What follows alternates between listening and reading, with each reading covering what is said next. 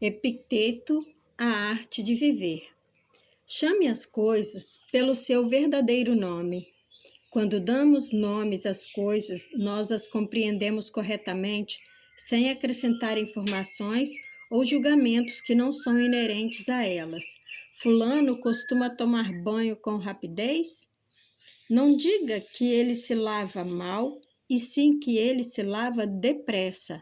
Defina a situação como ela é e não a filtre através do seu julgamento. Cicrano bebe muito vinho? Não diga que ele é um alcoólatra, mas que bebe muito. A menos que você tenha um conhecimento bastante abrangente da vida dele, como pode saber se é alcoólatra? Não se arrisque a ser iludido pelas aparências e a construir teorias ou interpretações baseadas em distorções apenas por dar nome errado às coisas. Concorde somente com o que é verdadeiro. A sabedoria é revelada pelas ações, não pelas palavras. Não apregoe a própria sabedoria, nem fale sobre suas aspirações espirituais com pessoas que não as apreciarão. Mostre seu caráter e seu compromisso com a dignidade pessoal somente através de suas ações. Viva com simplicidade para o seu próprio bem. Não se encha de orgulho se for capaz de provar as suas necessidades com poucos recursos. A primeira tarefa da pessoa que deseja viver sabiamente é libertar-se das limitações causadas pelo hábito de se ocupar demais consigo mesma. Reflita na maneira como vivem os pobres, tão mais moderada do que a nossa, e em como eles suportam melhor a dureza da vida. Se você quiser desenvolver sua capacidade de viver uma vida simples, faça-o para si mesmo com discrição e não para impressionar os outros. A sabedoria depende da vigilância. A maioria das pessoas não se dá conta de que tanto benefício como prejuízo pessoais vem de dentro de nós mesmos e olham para o exterior fascinadas pelas aparências. As pessoas sábias, porém, percebem que somos a fonte de tudo o que é bom ou mal para nós e, portanto, não costumam culpar ou acusar os outros de coisa alguma. Não sentem a necessidade imperiosa de fazer com os outros acreditarem que elas têm valor, são especiais ou importantes. Quando estão diante de um desafio, as pessoas sábias olham para dentro de si mesmas.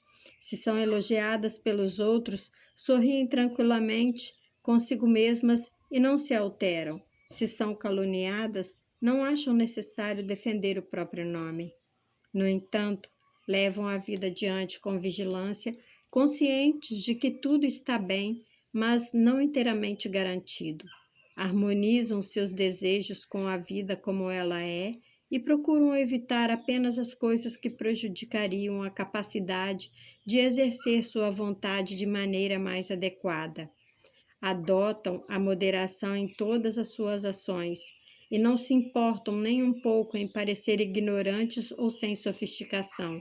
Sabem que têm apenas de estar atentas a si mesmas e ao rumo dos próprios objetivos. Viver a sabedoria é mais importante do que saber a respeito dela. Se alguém tenta impressionar você afirmando compreender os escritos e as ideias de grandes pensadores, pense que o importante não é apenas ser capaz de falar com fluência sobre assuntos intricados. O essencial é compreender a natureza e harmonizar intenções e ações com a maneira com as quais são. A pessoa que compreende verdadeiramente os escritos e preceitos de qualquer grande pensador é aquela que aplica de fato os seus ensinamentos. Não existe uma grande diferença entre dizer e fazer coisas valiosas. Não atribua peso excessivo à erudição pura e simples. Valorize o exemplo das pessoas cujas ações são coerentes com os princípios que professam. Praticar os princípios é mais importante do que os comprovar. Começa-se com uma vida de sabedoria, aprendendo a forma de colocar em prática princípios como: não se deve mentir. A segunda etapa consiste em demonstrar a verdade dos princípios, ou seja, nesse caso, por que razão não se deve mentir. A terceira etapa, que estabelece a ligação entre as outras duas, consiste em indicar por que as explicações são suficientes para justificar os princípios. A segunda e a terceira etapa são valiosas, para a mais importante é a primeira, pois é muito fácil e muito comum mentir ao demonstrar habilmente que é errado mentir. Comece a viver os seus ideais. Chegou o momento de encarar com seriedade a questão de viver de acordo com seus ideais. Uma vez tendo determinado quais são os princípios espirituais que você quer seguir à risca, submeta-se a esses princípios como se fossem leis, como se fosse de fato um pecado infringi-los. Não faça caso se os outros não partilhem suas convicções. Por quanto tempo ainda você pode adiar o projeto de se tornar quem você realmente quer ser? O lado melhor de seu caráter não pode mais esperar. Ponha seus princípios em prática. Agora, chega de desculpas e adiamentos. Você não é mais uma criança. Quanto mais cedo se dedicar a seu programa espiritual, mais feliz será. Quanto mais você esperar, mais será vulnerável à mediocridade, mais sentirá vergonha e arrependimento, porque sabe que é capaz de fazer melhor. Deste minuto em diante, jure que vai parar de decepcionar-se, desligar-se do resto da multidão. Desligue-se do resto da multidão. Decida ser uma pessoa extraordinária e faça o que for preciso para isso, agora. Agora, nós vamos entrar nos ensinamentos essenciais sobre virtude, felicidade e tranquilidade. Por que ser bom? A concepção estoica da virtude adotada por Epiteto deixou marcas indeléveis em nossa cultura e, no entanto, não foi suficientemente valorizada. Descartes, Spinoza, Rousseau, Nietzsche, Marx e os fundadores da nação norte-americana são apenas alguns dos revolucionários e renovadores que devem muito ao pensamento ético do estoicismo. A noção de virtude, até uma reabilitação muito recente, parecia antiquada e até puritana aos nossos olhos modernos. Os ensinamentos de Epiteto referentes à virtude nada têm a ver com beatice ou servilismo e submissão. Virtude, felicidade e tranquilidade não são experiências isoladas ou distintas, mas estados estreitamente relacionados. Ao mesmo tempo que defendia a ideia de que se deve ser bem por princípio, Epiteto observava na prática que uma vida virtuosa de excelência moral leva à coerência interior e à harmonia exterior. Há uma grande sensação de alívio em ser moralmente coerente, e a alma é pacificada e podemos então levar adiante as nossas atividades de modo mais eficaz e proveitoso, ou como dizia Epiteto, sem impedimentos. A confusão interior e o próprio mal são fruto da ambiguidade. Epiteto ensina-nos a trazer à tona o que temos de melhor ao tornar o nosso código moral explícito para nós mesmos. A liberdade, o bem-estar e a confiança são alcançados à medida que nossas ações se adaptam gradualmente a esse código. Epiteto pede-nos para atribuir menos importância às escolhas exteriores, àquilo que hoje em dia chamaríamos de escolhas ligadas ao estilo de vida, e recomenda que nos concentremos nas pequenas, mais significativas opções morais, as escolhas interiores que fazemos no decorrer de cada dia. O apelo da alma. A principal tarefa da filosofia é responder ao apelo da alma. É procurar compreender o sentido de nossas dores e nossos medos e assim nos libertar da sua influência. A filosofia exerce atração sobre nós quando chegamos ao fim de nossas forças. A sensação persistente de que algo não está certo em nossa vida e o desejo intenso de recuperar o equilíbrio e o bem-estar anteriores não nos abandonam. O medo da morte e da solidão, as perturbações a respeito de amor e sexo e a impotência diante de nossa raiva e de nossas ambições desmesuradas levam-nos a formular as primeiras perguntas filosóficas sinceras. É verdade, não há nenhum sentido aparente e óbvio para a nossa vida. A crueldade, a injustiça, o desconforto físico, as doenças, os aborrecimentos e transtornos, grandes e pequenos, são fatos comuns de todos os dias. Então, o que fazer a respeito? Como podemos viver uma vida digna, apesar da dor e do sofrimento no mundo exterior e da instabilidade de nossas emoções? Como deixar de sucumbir a uma insensibilidade desesperadora e, como um animal de carga, apenas aguentar o tédio e o fardo da responsabilidade indesejadas? Quando a alma grita seu apelo, é sinal de que chegamos a um estágio necessário e maduro de reflexão sobre nós mesmos. O segredo é não ficar bloqueado nesse ponto, perturbado, torcendo as mãos, mas ir em frente, decidido a curar a própria vida. O que a filosofia nos pede é uma opção pela coragem. Seu remédio é expor sem hesitar, inflexível e obstinadamente, as premissas falsas e enganadoras nas quais baseamos nossa vida e nossa identidade. O verdadeiro propósito da filosofia. A verdadeira filosofia não envolve rituais exóticos, liturgias misteriosas ou crenças originais. Também não se resume à teoria e à análise abstratas. A verdadeira filosofia é evidentemente o amor à sabedoria. É a arte de viver bem a vida.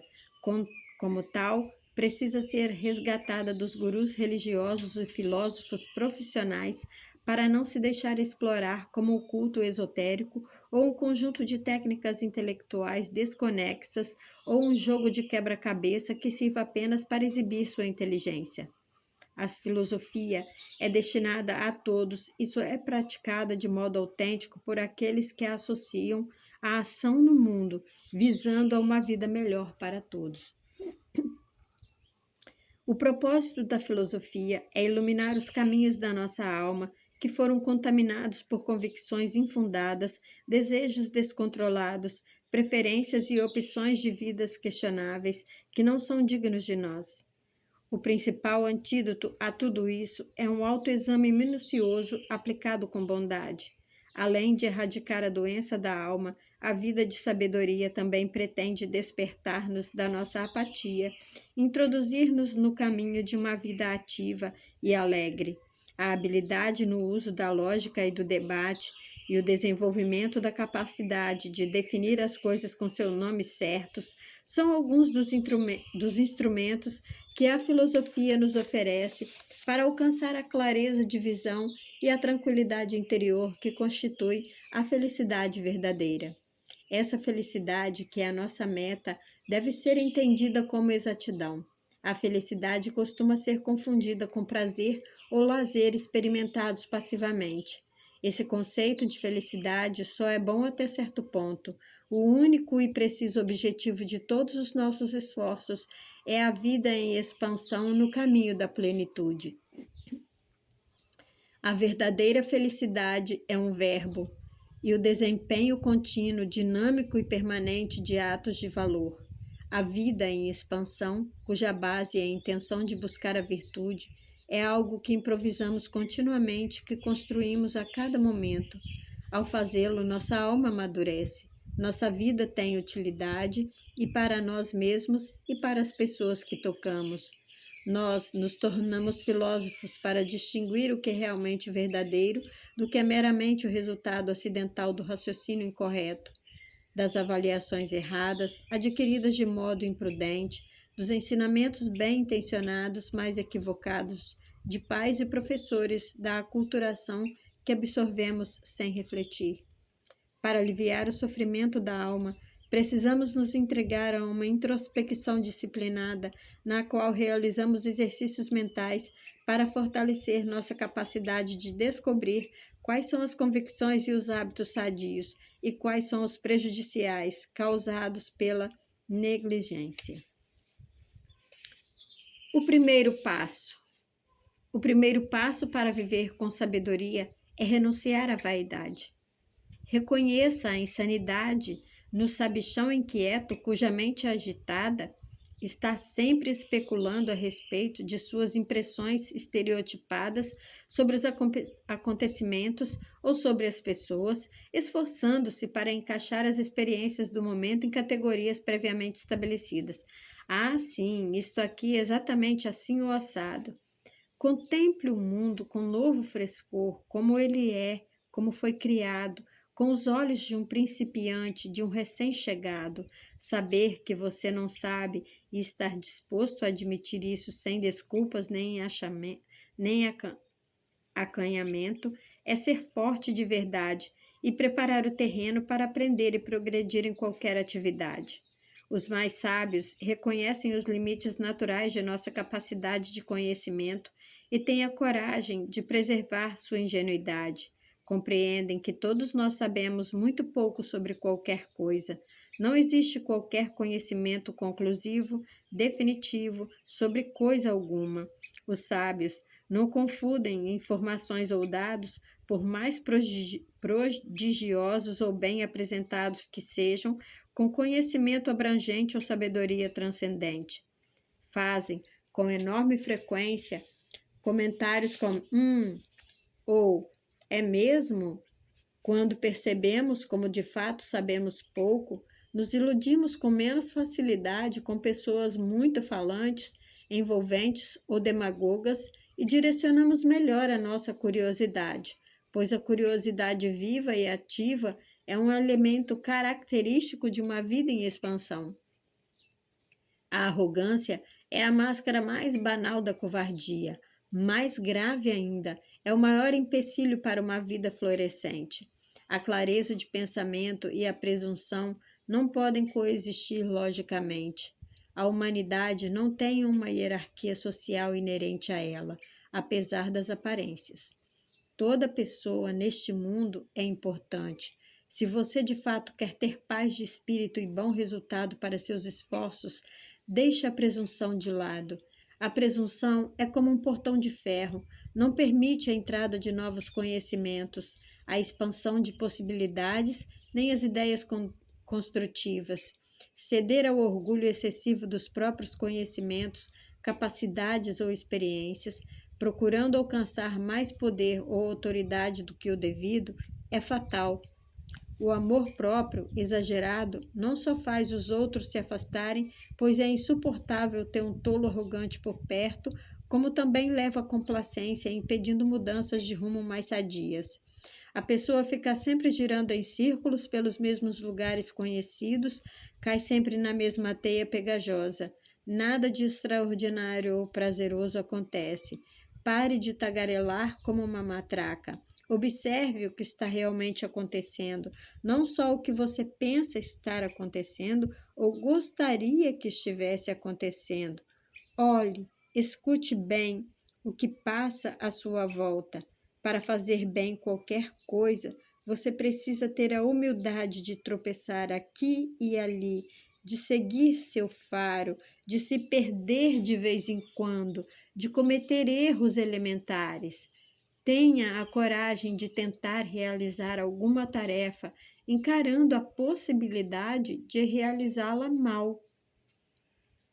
As vidas medíocres são marcadas pelo temor de não parecer capaz ao tentar algo novo. As novas experiências servem para aprofundar nossa vida e promover o avanço para o nível de competência mais altos e não para serem usadas pelos presunçosos como suporte de seus pontos de vista e conclusões previamente determinadas. Os conhecimentos importantes e a orientação pessoal estão onde menos se espera. Se você deseja encontrá-los, reconhecê-los e beneficiar-se deles quando vierem, trate de não se encher de empáfia e orgulho desmedidos. O legítimo sentimento de satisfação por se alcançar um objetivo meritório é difícil de conquistar e difícil de conquistar não deve ser confundido com arrogância, que se caracteriza pela preocupação excessiva consigo mesmo e a falta de interesse pelos sentimentos ou assuntos dos outros. A vida em expansão depende da autossuficiência. Não é por meio de técnica que se consegue ter uma vida florescente. Ninguém pode se tapear usando truques para viver uma vida bem vivida. Também não adiantam coisas do tipo 5 regras práticas ou os dogmas prescritos por alguma figura carismática. Ter uma vida em expansão depende da nossa resposta àquilo que cabe exclusivamente a nós. Viver uma vida extraordinária significa elevar nossa estatura moral, cultivando o caráter. Os despreparados ficam ruminando sobre o que acontece em suas vidas, desperdiçam um tempo precioso lamentando-se ou desejando que as circunstâncias fossem diferentes. Se ao menos eu vivesse em uma casa melhor ou em uma cidade melhor, tivesse outro marido, um emprego mais interessante, mais tempo para mim. Os moralmente preparados, em vez de se ressentirem ou se esquivarem de sua verdadeira situação e de seus deveres, sentem-se gratos por eles e entregam-se inteiramente aos seus deveres para com a família, os amigos, os vizinhos e o trabalho. Quando sucumbimos ao queixumes, diminuímos nossas possibilidades. A supervalorização do dinheiro, da posição social e da competição envenena nossos relacionamentos pessoais. Não podemos ter uma vida florescente enquanto não moderarmos nossos desejos e constatarmos como eles são superficiais e passageiros. O começo é difícil. Os primeiros passos no caminho da sabedoria são os mais estafantes, porque nossa alma fraca e teimosa detesta o esforço sem garantia completa de recompensas e o desconhecido. À medida que você progride, sua decisão se fortalece e o aprimoramento pessoal se torna progressivamente mais fácil. Aos poucos, na realidade, passa a ser até difícil deixar de fazer o que é melhor para você. O compromisso firme e ao mesmo tempo paciente de remover as crenças nocivas da nossa alma nos confere pouco a pouco a habilidade de ver com mais clareza através de nossos frágeis temores, de nossa desorientação nas questões amorosas e de nossa falta de autocontrole. Paramos de nos esforçar para impressionar os outros. Um belo dia percebemos com satisfação que não estamos mais representando para plateia alguma. O bem é sempre o bem. O bem existe independente de nossa concepção e a seu respeito. O bem está e esteve sempre presente muito antes do início de nossa existência. Beijos de luz, abraços de luz e até o próximo vídeo.